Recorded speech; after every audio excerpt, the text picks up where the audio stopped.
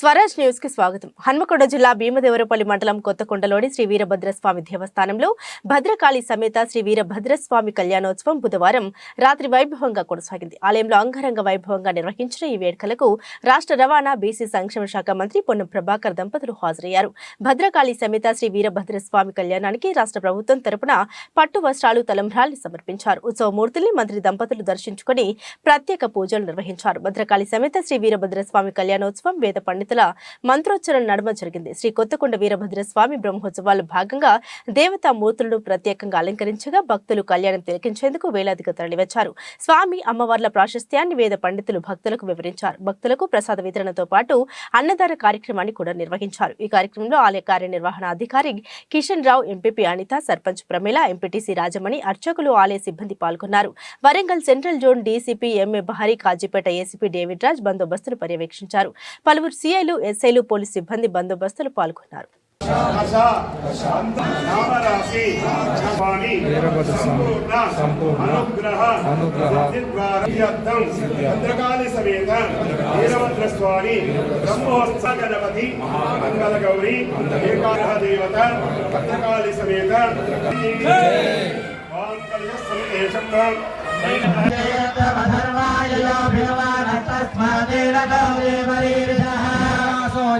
పూర్ణదేవే యత్వాఘా సత్యముతయన్న విద్మః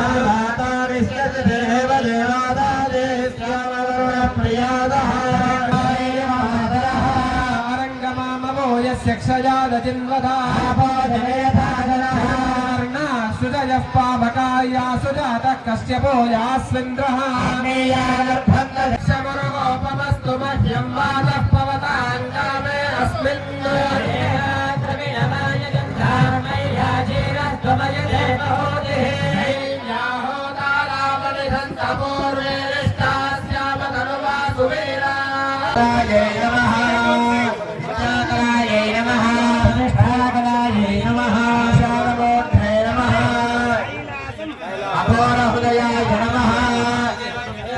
Vamadeva